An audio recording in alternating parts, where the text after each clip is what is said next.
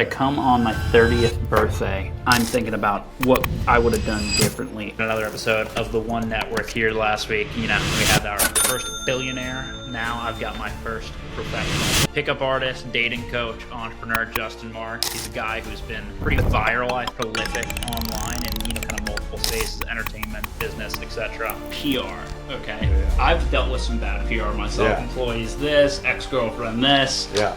Do you ever want to just get out there, and do you ever want to strike back at people who talk shit about you? I think I was quoted as saying, "Fuck you, take six." Yeah. So I think that's ridiculous. I think, looking back at it, the best way to handle PR is not respond. You want me to do the chorus one more time? Let me do it, yeah. Yeah, but right. I think we should add a little bit more energy. I'll do it. I gotcha. Let's do it. We're actually going to do an intro like that. Oh yeah, that's fine. Storm.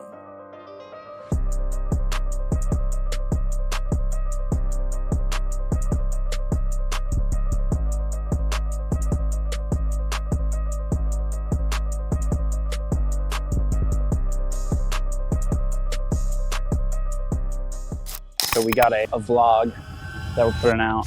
Lots of business content from the last couple of weeks. We did an interview doing Tribeca with Carroll. He's a real estate billionaire. So if you're not familiar, by the way, with the One Network, what we're doing, so I'm a serial entrepreneur. Started my first company when I was 18. We're building a crowd accelerator for businesses. So you have an online business, you want to start it, scale it up quicker, you join us, and then we give you all the components necessary for success. Guys, this is the Pastor Carroll episode. Lots of tidbits, lots of crazy advice. The guy has a interesting reputation, to say the least, but I thought he came across as very professional, incredible guy. A lot of those tips I would take personally. So if you want to connect with Pat, maybe ask some more questions down to me, see if we get an answer. Just because the more successful you get, look, if you weren't successful, they wouldn't be talking about you in the first place.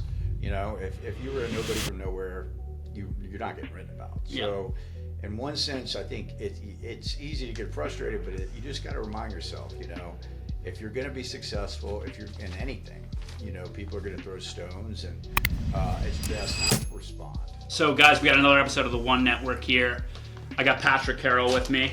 Well-known entrepreneur, American success story. I was telling Pat before we started here that you're like the epitome of what everybody in our group and our podcast wants to be in terms of an entrepreneur. I love that. I, ask the right questions. I do my research, and then come prepared with the right questions. I think that's important. So I would, go to where wealthy people hang out. So I used to spend a lot of time playing golf, even though I hated it, because you have a lot of successful guys there. And you can make sure your shoes are shined, things like that.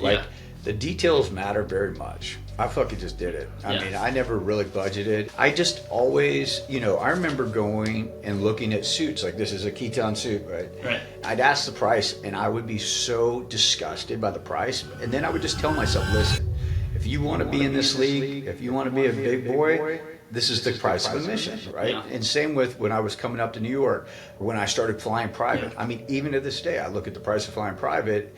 You just have to assume that you're going to make so much money that it's going to be nothing in comparison. Right. All you could do was blog and try to make money off affiliate marketing through traffic on blogs. That's all it was. Right. And so you either had that, and that felt like a scam because you internet money.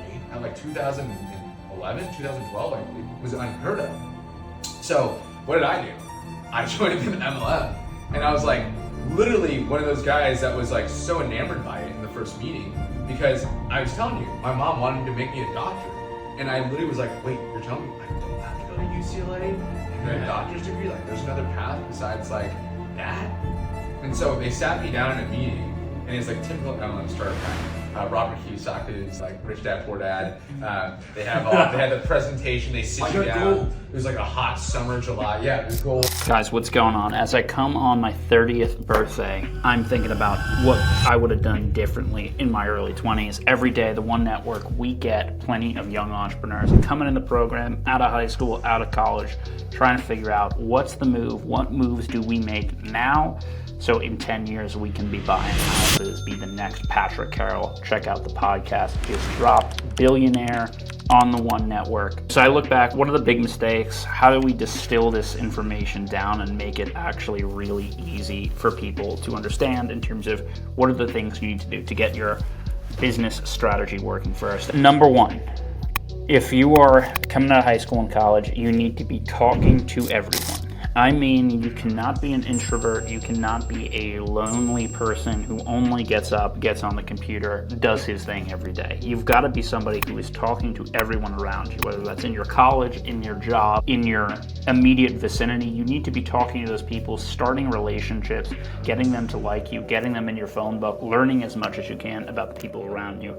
If you're not in a place, in a city where you interact with a ton of people or a university, you can do this online, getting involved in different interest groups, but you need to start talking to more people. My second and most important point is you need to nurture and keep all of your relationships. Don't let people forget about you. Create a reminder in your phone, use a CRM, use a system like the One Network to follow up with people in your life, because those people will ultimately be of use in your business path. A lot of times in my 20s, I would meet somebody, forget about them, be preoccupied with other various aspects of my life, and then I would lose that connection. You can't grow because the most successful entrepreneurs have the biggest possible networks. They're able to maintain relationships simultaneously with many people, whether that be client, leads, prospects, etc. So you're building up that capacity within yourself and actually doing it. And then when you launch your eventual company or idea, you'll immediately have people who can get the word out for you. Spread the word as a sounding board. The people are going to be the thing that morph your company into success from the starting point. My third point is where to spend your time. I would spend all of my time, if I'm starting a company, in one singular niche, and I would find out a way to talk to a ton of people in that niche. You don't even need necessarily the business idea or the marketing. You basically need to have a idea of what industry you want to be in. Could be AI, tech, B2B agencies, and then you need to find a way to talk to as many people, other businesses, people who are high up executives at those businesses through whatever means possible. It could be running a cold email campaign to talk to those agency owners, scraping a list. It could be going to a lot of e-com conferences, but that's where you should be focusing all of your time. And every week you should take inventory, accountability. How many people did I talk to in that niche? When I was thinking about how I spent my time in my early 20s, I was bouncing back and forth between different niche, but different business ideas. I never built up a strong rapport or standing in one industry. People who got started in business later that I saw focused on one specific angle, cold email, their specific niche, and they spent all their time in that. Even though they worked much less than I did, they were able to make inroads and establish themselves much more.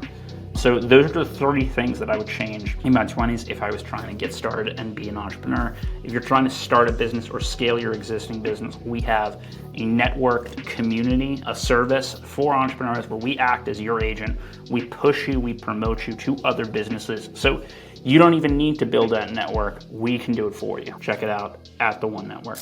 You want me to do the chorus one more time? Let me do it, yeah. Yeah, but I think we should add a little bit more energy. I'll do it. I gotcha. So watch this. Hold on. Let's do it. So guys, you might be wondering why we interviewed a pickup artist who's pretty controversial on our business podcast. You might have seen it, Marc. He's a pickup artist in Toronto. He's got about 1 million followers, known as being a pretty controversial guy. So in case why this has been a business model that's been intriguing to me for a long time. I've seen a lot of guys who get a start in business doing dating coaching or fitness coaching or something like that, and they make a shitload of money with it. This guy is one of the newest guys in that space, so I really wanted to figure out what his business secrets are, or really what his social media secrets are. I think you should check it out. Highly interesting background and just personality of this guy. Look past the controversy, check it out. You started recording content, coaching people. What was the first steps you took 8 years ago? Yeah, so I started content in 2014, right? It's 2024 right now. So I started 10 years ago. You can find these videos on YouTube. I look back on this and it just seems like I'm yapping. But from where I was at, there was people that would see my content and resonate with what I was saying, whatever the fuck I was saying back then. And so that is, how we started the personal brand. And I pitch myself all the time, dude. Every time I sign a chick's dick, I'm pitching myself. I'm pitching my dick, right? It's a pitch, right? When I go to South America and I run Instagram ads to meet chicks, I'll post Instagram stories. I'll be like, hey girls, I'm Justin from Canada. I want to meet you. Let's go on a date. I'm looking for a life, right? And then I run Instagram ads. I run like $100 a day in ads, and I have fucking 300 chicks sliding my DMs every single day from that. And I'm pitching them to come over and suck my cock. It's a pitch, right? Every time I fucking go to a club owner, I'm like, hey, I can bring 150 chicks to your event Friday night. Let's fucking do some business. Pay me a few grand. That's a pitch. Every time I have a guy go through my fucking funnel and they're interested in coaching with me, and I'm like, hey, these are my fucking prices. You probably can't afford it, but let's see what we can do. It's a fucking pitch. I pitch people all the fucking time. That's why I make a lot of money, and that's why I pull a lot of baddies. But I never make it about myself. I never make it about what they're going to do for me. When I'm pitching someone, I never make it about what they're going to do for me. When I pitch a bad bitch and saying, hey, I think you're cute as fuck, let me fuck you, right? That's value leech. That's taking value. That's how I pitch these girls. I whisper in their ear and I tell them that I'm falling in love with them and I want to raise a family with them. You know what I mean? That's how I pitch them. When I'm doing business with people, I tell them about how their life's going to change and how, I find what their incentive is and I give it to them. It's not about me. It was never about me. And it is never about you. When you're pitching, it's never about you. It's about the person you're pitching to. If people are interested in working with you, what's the best way for them to get in touch? And guys can schedule a free call with me at justinmarc.com. I literally look at every single application that goes through that funnel. I read every single message on Instagram. Every single message. My Instagram's drunkjustin2. I also have a YouTube channel with literally 2,000 plus free videos. With Justin Marc. Justin Marc on YouTube. And Chris, thanks for having me on, brother. Justin, appreciate it, man. It was great. Storm.